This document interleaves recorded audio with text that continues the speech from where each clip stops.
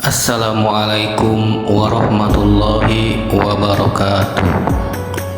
Alhamdulillahirabbil alamin. Wassalatu wassalamu ala asrofil anbiya'i wal mursalin sayyidina wa maulana Muhammadin wa ala alihi wa sahbihi ajmain. Amma ba'du.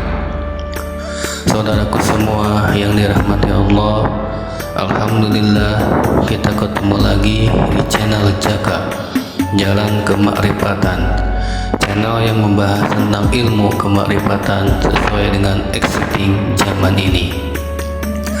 Yang pada episode kali ini akan membahas satu judul, bukti nyata Islam telah rusak di zaman ini.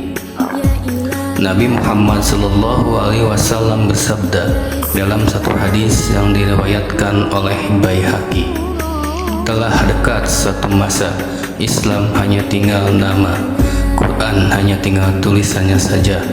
Masjid kalian megah-megah tapi kosong dari hidayah, dan ulamanya adalah sejelek-jeleknya makhluk di bawah kolong langit. Mereka berbicara tentang agama, tapi iman hanya sebatas kerongkongannya saja.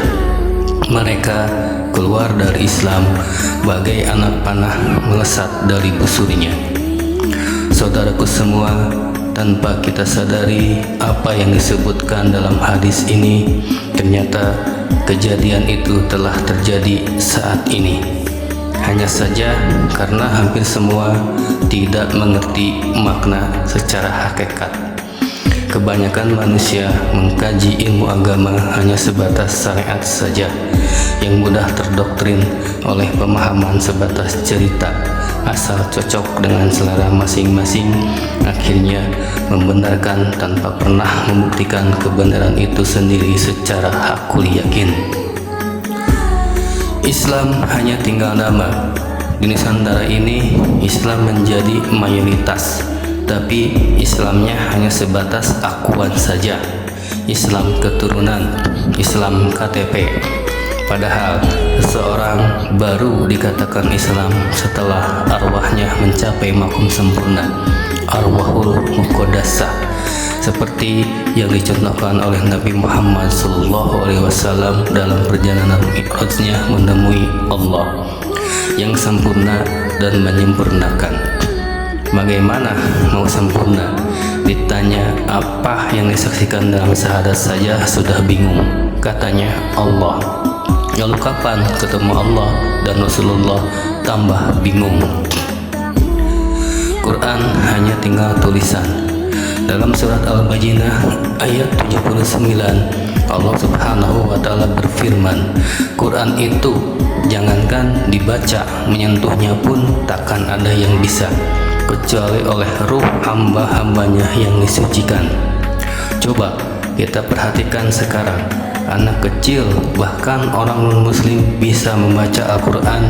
Yang lebih parah lagi, ada lomba baca Quran, tahfiz Quran, suaranya dimerdu-merdukan sampai dapat saweran. Padahal jelas Quran itu hanya bisa dibaca oleh ruh yang disucikan. Itulah Quran Qadim, ruhnya Quran yang tidak berlafal huruf dan tidak bersuara. Tapi sekarang semua orang sibuk hanya dengan membaca mushaf Quran yang sebatas tulisan saja.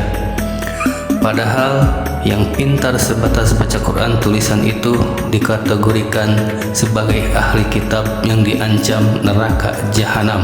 Al-Bayyinah ayat 6. 3. Masjid dibangun megah tapi kosong dari hidayah atau kosong dari petunjuk. Awaluddin marifatullah, awal beragama itu mengenal Allah. Itu paling awal kita dikatakan beragama ketika kita kenal Allah. Tapi kenyataannya kebanyakan para penceramah tidak ada satupun yang mengenalkan umatnya pada Tuhannya yang disembah. Hanya pahala, halal haram, baik buruk, dan surga telinga yang mereka dakwahkan hanya dari katanya kitab, katanya orang, hasil dari copy paste. Ada yang dakwahnya cuma lucu-lucuan, ngelawak, ngomongin rumah tangga orang, ngomongin politik dan lain-lain. Ilmunya hanya didapat dari membaca, ilmu cerita diceritakan lagi. Lalu apa bedanya dengan tukang dongeng? Padahal tugas juru dakwah adalah mengenalkan umat pada Tuhannya, atau para pendakwah itu sendiri tidak mengenal siapa yang disembahnya, tidak mengerti sifat wujud Allah, hanya diartikan ada. Sungguh jahiliyah akhir zaman.